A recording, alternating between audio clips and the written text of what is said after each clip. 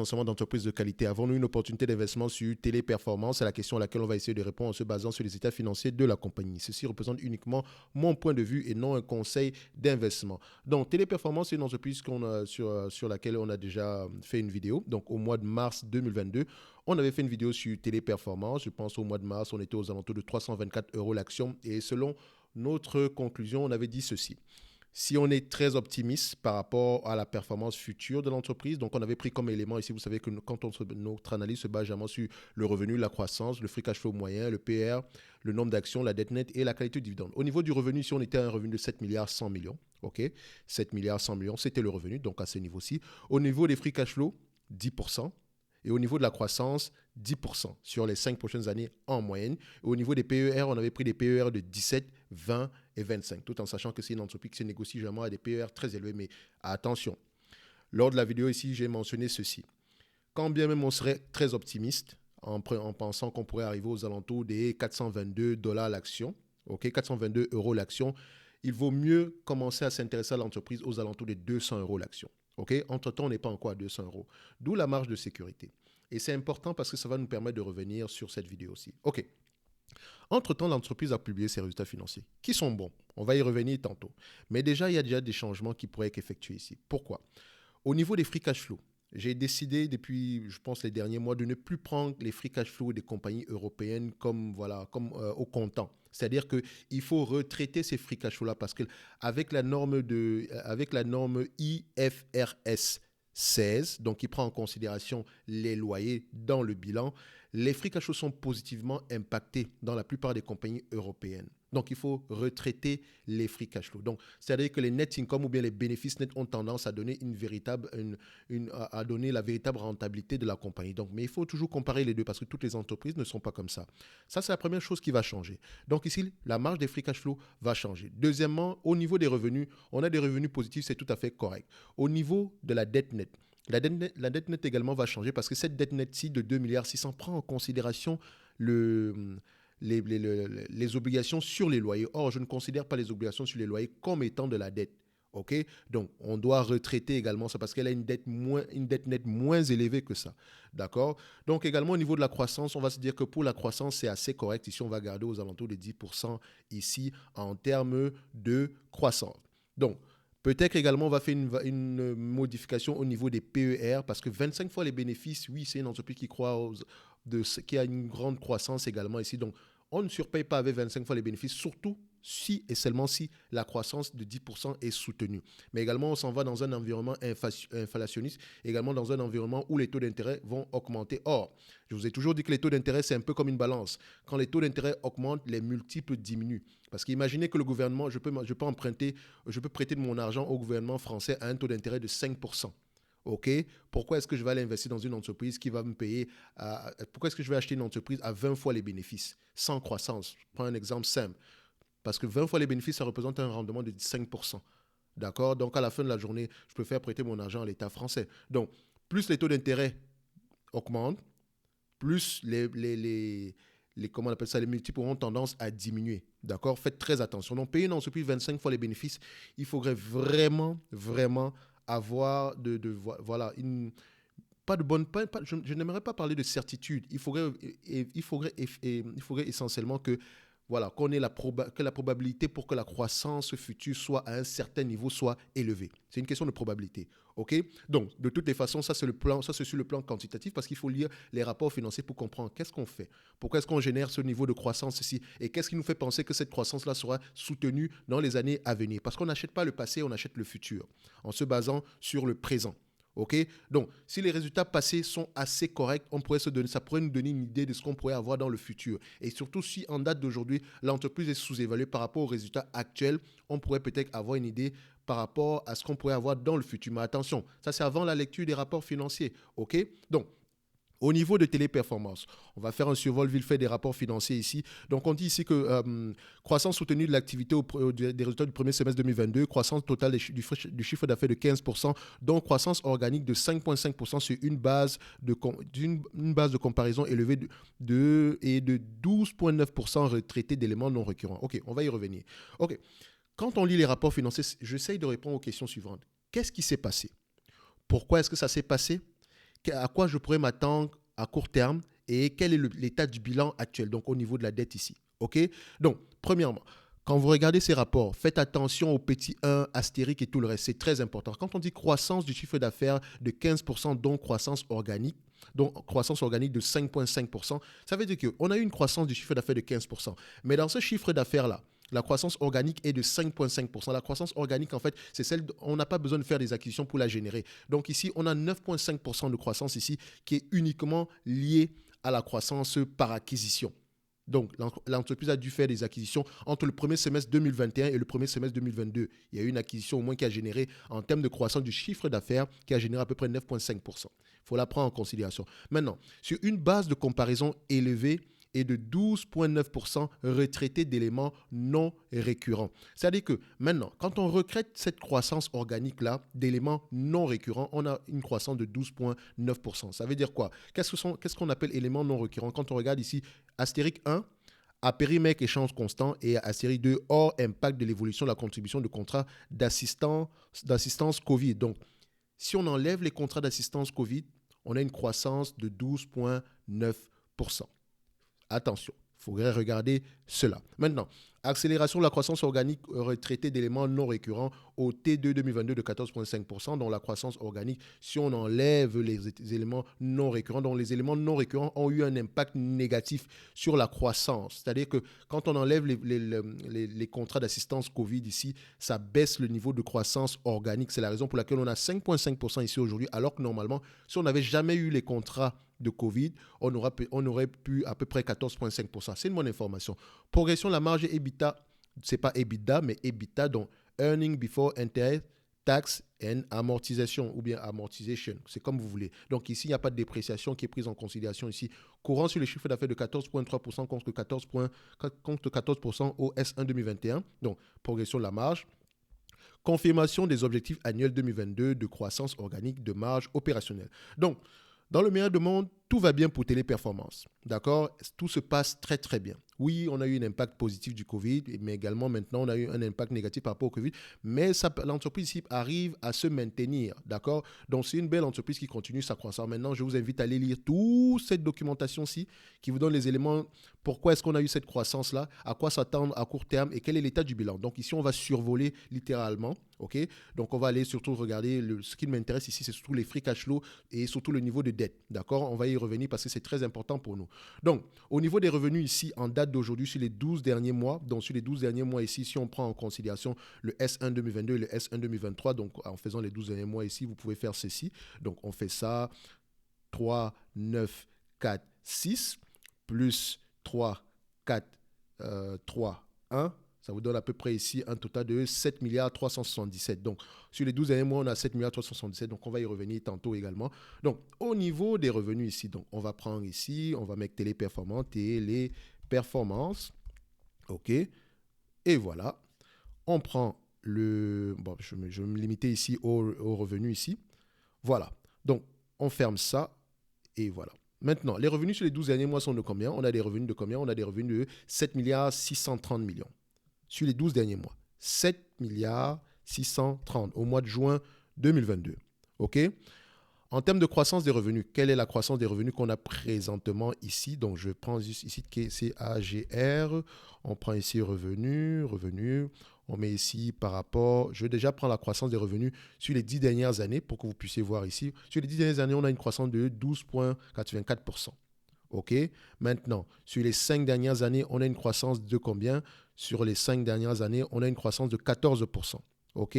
Sur les 3 dernières années, on a une croissance de 15,63%. Et par rapport à l'année précédente, on a une croissance de 17%. Donc, on a une croissance soutenue d'au moins 10%. OK? Faites attention. Au moins 10%. Donc, je mets ici la croissance d'au moins 10%. Ici. Je ne cherche pas la précision. Au moins, je me dis, si on a plus que 10%, tant mieux. L'essentiel ici, c'est est-ce qu'on peut avoir au moins une croissance soutenue de 10% sur les 5 prochaines années? Il y a de bonnes chances que ce soit oui, mais attention, il faut lire les rapports financiers par rapport à la stratégie du management dans les années à venir. OK? C'est très important. Ici, au niveau des free cash flow, quelle est la marge de free cash flow que je vais utiliser? Comme je vous l'ai dit, je ne prends plus en considération les free cash flow parce que depuis 2019, il y a une variation énorme ici au niveau des free cash flow des différentes compagnies. Donc, il faut savoir lire les bilans comptables. OK? Donc, ici, avec la norme IFRS 16 a changé beaucoup de choses. Ce qui veut dire que moi, maintenant, je prends en considération les net income. Mais je ne compare toujours les net income et les free cash flow. Vous pouvez constater ici que quand on prend les free cash flow ici, on va voir que à partir de 2019, on a une grosse variation. Boum. Parce qu'avant, on avait une variation, mais elle était tout à fait légère. Donc ici, on a une grosse variation. Actuellement, on a des free cash flow de 917 millions, alors que le net income est de 576 millions. Or, dans ces free cash flow-ci, il faut prendre en considération près de 300 millions par là en termes de dette, en termes de loyer. D'accord? C'est important. Donc, je prends les net income. Qu'est-ce qui peut se passer? Qu'est-ce que cela peut avoir comme impact à court terme? Enfin, pas à court terme, mais qu'est-ce que ça peut avoir comme impact? Au pire, je sous-évalue l'entreprise. Et ce n'est que ça que je recherche. Je ne cherche pas à payer plus que ou bien de chercher la valeur précise. Non, pas du tout. Je recherche un intervalle de valeur. Donc, je sais déjà qu'en prenant ces éléments, si je suis assez conservateur, ok, je sais également que si je prends 976 millions ici, c'est trop optimiste. Parce que ça prend en considération ici des éléments qui ne rentrent pas dans la poche des investisseurs. Parce que ce 976 millions, 917 millions, je ne le reçois pas. D'accord? On va devoir enlever les loyers ici avant qu'on me donne exactement ce dont j'ai droit en tant qu'actionnaire. Donc, je ne peux pas le prendre en considération. Je prends le net income ici. En termes de marge, qu'est-ce que ça donne ici? Marge de net income, on a combien? Donc ici, je prends le net income margin, et voilà, je prends ça ici. Donc, en termes de marge, rappelez-vous, on avait pris les marges de free cash flow de 10%. OK? Et rappelez-vous même qu'on avait même la bonne information ici. On va prendre ça, voilà, à ce niveau. Donc, quand on prend ce graphique-ci, je vais juste le mettre ici pour que ce soit un peu plus propre. On va le mettre en 1080p. Voilà. Et voilà. Donc, vous remarquez ici que j'avais pris 10%, donc je m'étais situé à ces niveaux-ci, en prenant en considération que la période actuelle est peut-être durable. Mais on avait déjà la marge moyenne ici par rapport au net income. Donc, les net income ici fluctuent aux alentours de 7,5% à 7,3%, les lignes bleues en considération. Donc, on était à ce niveau-là. Donc, quand on regarde les free cash flow, les net income maintenant, en termes de marge, en termes de moyenne, ok, je peux également prendre ici en termes de médiane.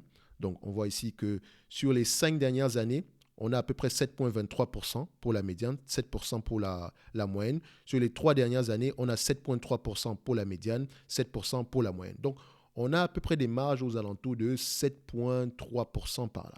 D'accord? On peut se dire, actuellement, on a 7,75%. 7,55, excusez-moi.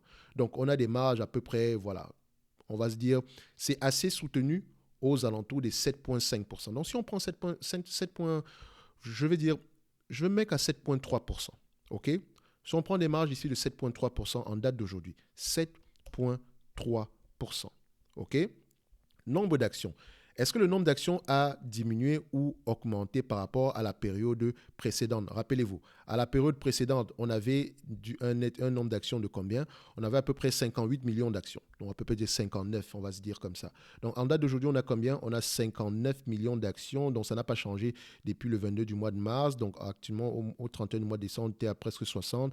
Donc, on va se dire ici 60, 59,65. Si je vais mettre 60 pour faire simple. OK? 60. Voilà. Maintenant, le PER moyen. Les entreprises, le marché paye combien en général pour ce genre de compagnie? Tout en sachant que le PER est un rendement. Donc, ça nous permet de voir à peu près quel est le rendement espéré s'il n'y a pas de croissance. D'accord? Donc, si on prend ce montant-ci, actuellement, le marché paye 30 fois les bénéfices pour cette compagnie-ci. Vous allez me dire, mais attendez, comment est-ce que le marché paye 30 fois les bénéfices? Donc, le marché paye 30 fois les bénéfices en date d'aujourd'hui. Ce ne sont pas les bénéfices futurs, ce sont les bénéfices actuels. Donc, le marché paye 30 fois les bénéfices en date d'aujourd'hui.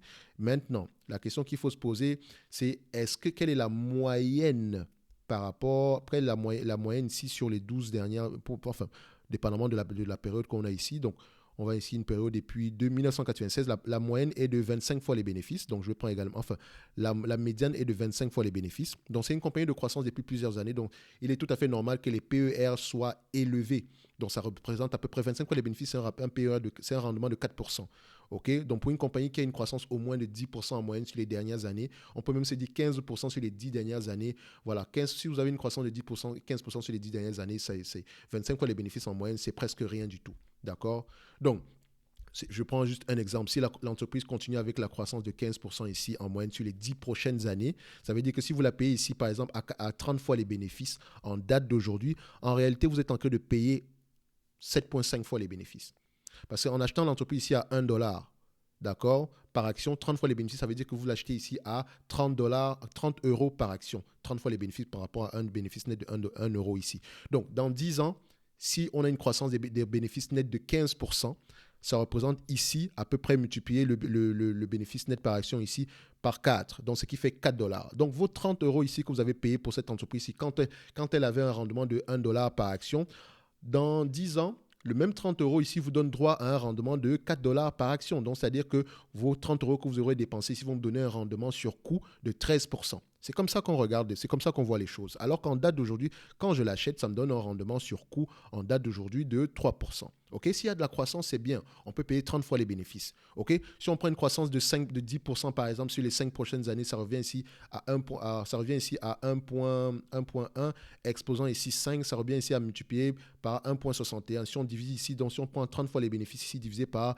1,61, en réalité, si le bénéfice net augmente de 10% année après année sur les 5 prochaines années, en payant 30 fois les bénéfices ici, en réalité, on paye 18 à 19 fois les bénéfices.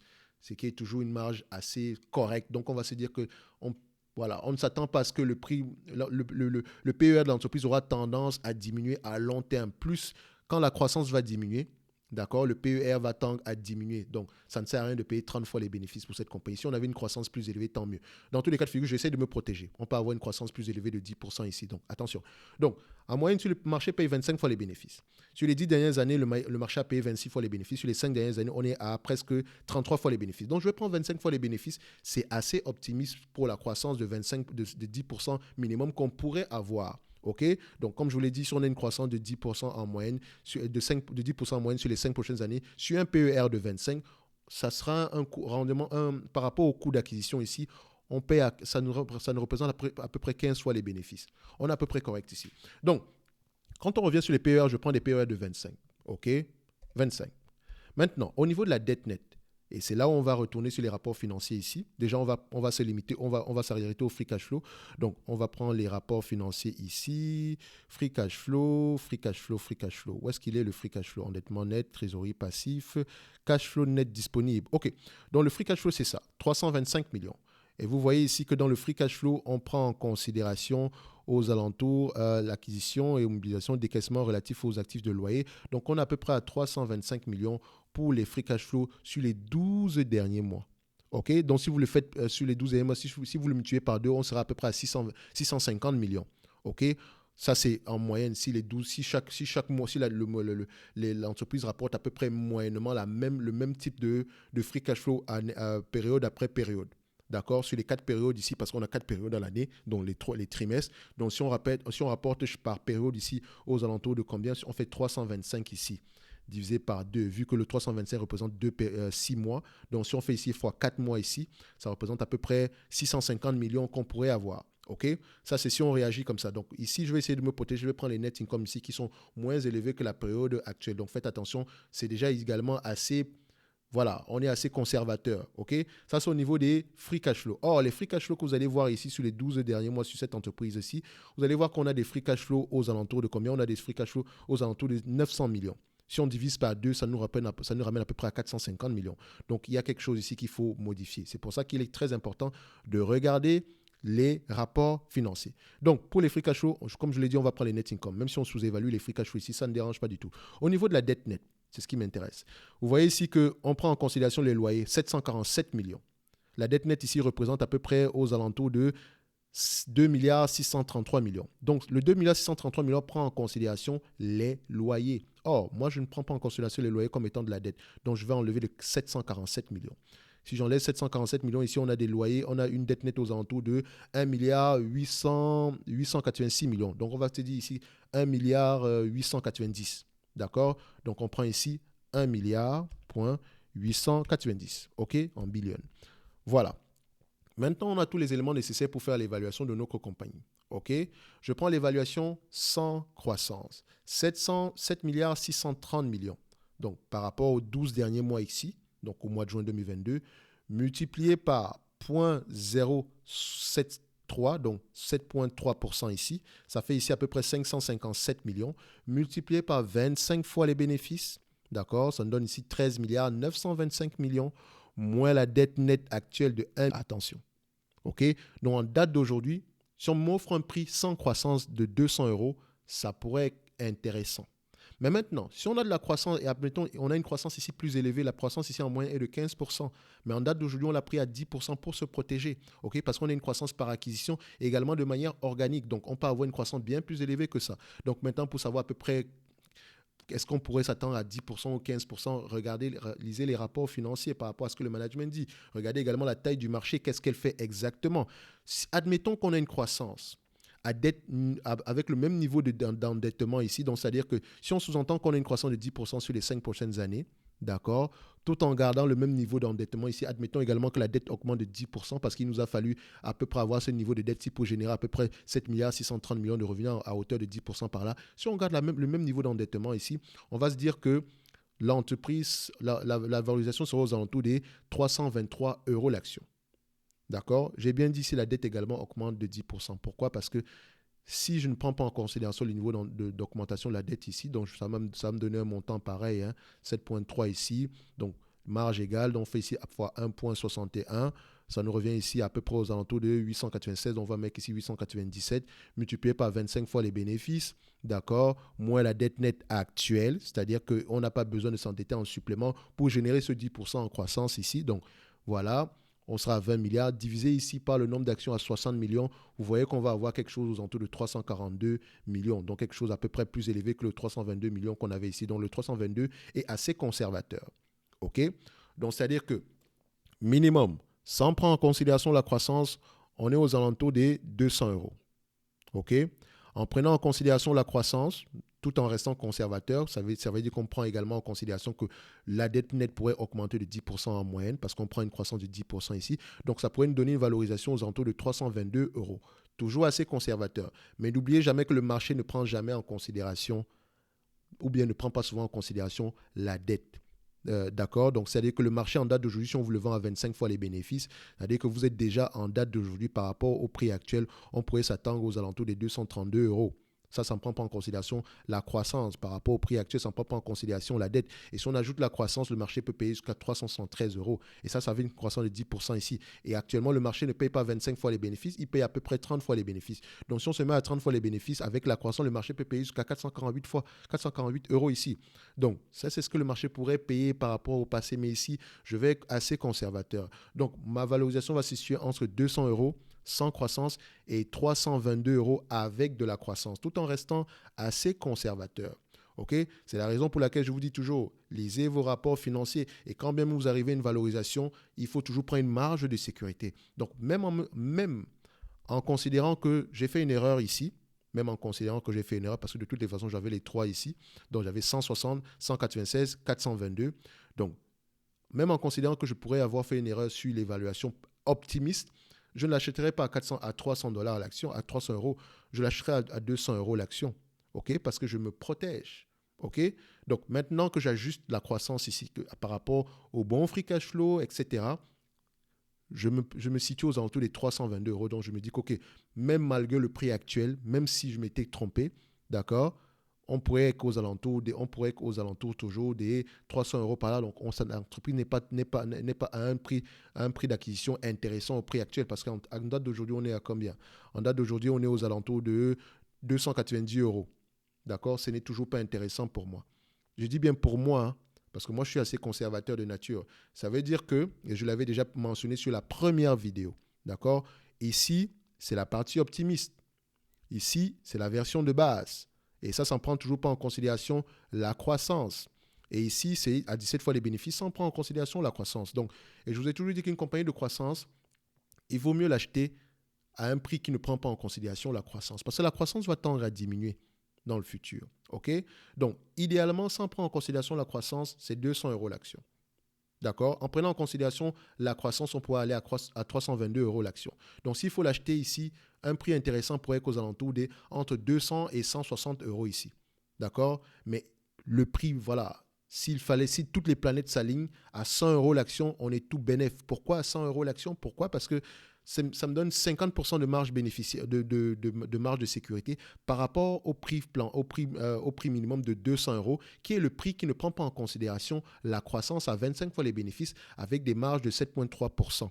OK, et une dette nette aux alentours de 1,890 milliard. Donc, idéalement, comme je vous l'ai dit, sans prendre en considération la croissance, c'est 200 euros, mais toujours penser à la marge de sécurité, d'accord? En prenant en considération la croissance, on est à 322 euros. Qu'est-ce que ça veut dire? Donc, si vous avez acheté l'entreprise, disons à 300 euros, on va se dire comme ça, si j'ai acheté l'entreprise aux alentours de 300 euros par là, mon second prix d'acquisition ici, surtout ceux qui veulent moyenner à la baisse, ce n'est pas comme si vous avez surpayé, vous avez acheté sur une marge haute. D'accord? Mon prochain prix d'acquisition va se situer à peu près à 25% en dessous de mon prix, du premier prix d'achat. D'accord? Donc, aux alentours de 225 euros, je vais rajouter. C'est comme ça que moi, je fais toujours, personnellement. Et maintenant, si à 225 euros, on continue à baisser mon troisième prix d'acquisition, mon premier à 300, mon deuxième à 225, mon troisième prix d'acquisition sera aux alentours des 170 euros.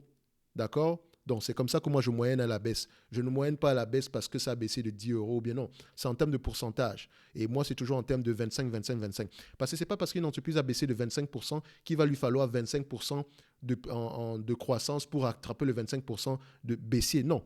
Regardez. Si j'ai baissé de 25%, OK, ça me donne ici 80 euros. Donc, maintenant, quand vous faites 1 divisé par 0,8 ici, il va me falloir à peu près aux alentours de combien pour générer la même croissance de 25%. Donc, si j'avais ici $1 multiplié par 0,75, donc une décote de 25%, ça me donne ici 75. D'accord? Et si on prend le même 1 ici divisé par 0,75, ça me donne ici combien? Ça me donne ici 1,33. Donc, si j'ai une décote de 25%, j'ai besoin d'une croissance de 33% pour récupérer le $1 au moins. Je n'ai pas besoin d'une croissance de 25%. Attention. OK? Donc, c'est pour ça que moi, je pense en termes de pourcentage ici. Donc, c'est-à-dire que si je l'achète à 300 euros, deuxième prix d'acquisition, ça sera aux alentours des 225 euros. Troisième prix, 168 euros. Et si on a un quatrième prix d'acquisition ici, on va se dire, par exemple, aux alentours des 120 euros. D'accord? C'est en termes de pourcentage qu'on moyenne à la baisse, surtout si on sait que l'entreprise est de qualité, qu'elle a des avantages concurrentiels et qu'elle pourrait au moins maintenir, si elle n'a pas d'avantages concurrentiels, qu'elle pourrait au moins maintenir ses marges stables, dépendamment des conditions économiques. D'accord? Faites attention à ça. Donc, Téléperformance, on va l'ajuster en conséquence. De toutes les façons, à la première vidéo, on avait un prix cible aux alentours des 200 euros ici. Donc, ne venez pas me dire que ouais, mais tu nous avais dit 400 euros. Attention, c'était la marge supérieure, tout en prenant en considération les éléments que je vous ai mentionnés. D'accord? Et même avec la marge supérieure, on ne l'aurait pas acheté à 300 euros. On l'aurait acheté à 200. On aurait voulu avoir un prix aux alentours des 200 euros par là, au moins pour se protéger. Et ça, c'est avant même la lecture des rapports financiers. Maintenant, quand on fait l'ajustement en date d'aujourd'hui, on est à 322 euros maximum, 200 euros minimum. OK? Donc, le 322 euros prend en considération une croissance de 10% sur les 5 prochaines années. D'accord? Des PER de 25 fois les bénéfices et des marges de free cash flow de 7,3%. La borne inférieure prend en considération des PER de 25 fois les bénéfices sans croissance et des marges de 7,3% sur une dette nette de 1,890 milliard. La borne supérieure prend également en considération la dette, mais également prend en considération que le niveau d'endettement augmente également de 10%. Donc, c'est également assez conservateur. Parce que si on ne prend pas le niveau d'endettement à 10% également d'augmentation, on sera aux alentours des 342 euros. Donc, dans tous les cas de figure ici, si j'ai payé 300 euros ici, je n'ai pas payé très cher. J'ai payé un juste prix. Et ça prend en considération uniquement la croissance de 10%. Hein. N'oubliez pas, ma croissance, mon niveau de croissance ici est assez conservateur parce qu'on a 15% en moyenne. OK? Donc, lisez vos rapports financiers avant d'investir dans cette compagnie-ci. Comment est-ce qu'elle va se comporter en période de baisse? Comment est-ce qu'elle pourrait se comporter? Parce que vous ne saurez jamais exactement. D'accord? Comment est-ce qu'elle pourrait se comporter en période de baisse? Ces contrats dépendent de quoi? Comment est-ce qu'elle fait de l'argent? Comment est-ce qu'elle ramène de l'argent? Pourquoi est-ce que ses clients choisissent Téléperformance plutôt qu'un concurrent? Je vais me limiter là. Comme je vous l'ai dit ici, en termes de dividendes ici, qu'est-ce que ça va nous donner ici? Donc, je fais simple. Je vais prendre ici dividende par action. Donc, je prends ici dividende par share ici, last 12 months. Je prends ici EPS, Net Income, donc les bénéfices nets par action ici. On a combien? Dilute ici, net, last 12 months, et je compare les deux ici. Vous constatez que notre payout ratio ici est bien plus élevé. Donc, est-ce qu'on a l'information par rapport au payout ici? Payout ratio, vu que je prends les net income, ouais, c'est parfait, on a l'information. Last 12 months ici, donc on a un payout ratio de combien? On a un payout ratio aux alentours de 33% ici. Donc, en date d'aujourd'hui, si l'entreprise vous distribue la totale 0,14%, donc on a une assez bonne marge de sécurité. Donc, si on l'achète aux alentours des 200 euros par là, vous allez voir que notre rendement sur coût par rapport au free cash flow sera aux alentours de 5%. D'accord? Donc, si on achète aux alentours des 100 euros, sans prendre en considération la croissance, je mentionne toujours, nos marge de sécurité, nos rendement par rapport au free cash flow sera aux alentours de 10%. Et c'est le rendement par rapport au free cash flow qui nous intéresse. D'accord? Donc, idéalement, sans prendre en considération la croissance, on aimerait l'acheter aux alentours des 100 euros par là, même si on sait que la valorisation pourrait être aux alentours de 200 euros sans prendre en considération la croissance. Donc, j'espère que vous arrivez à faire la différence entre les deux. La croissance sans la croissance. Si on prend en considération la croissance, on est aux alentours de 322 et on ne l'achète pas à 322, on l'achète avec une marge de sécurité d'au moins 50%.